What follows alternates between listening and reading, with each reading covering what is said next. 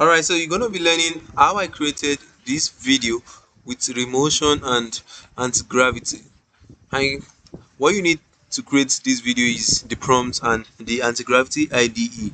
Now, if you don't have the anti-gravity IDE, you can search anti-gravity IDE Google on the Google search bar. Then you'll see the link to download the IDE. Then after that, you have to go to the URL of the GitHub URL of the project. Then you have to download that locally and also install all the packages in your local hosts. Now you can download it through the command line, or you can even download the zip.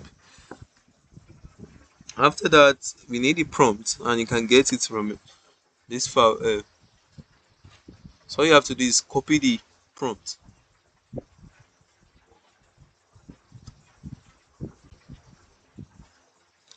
and paste it in the anti-gravity search bar, then ask it to generate the video, and that's all.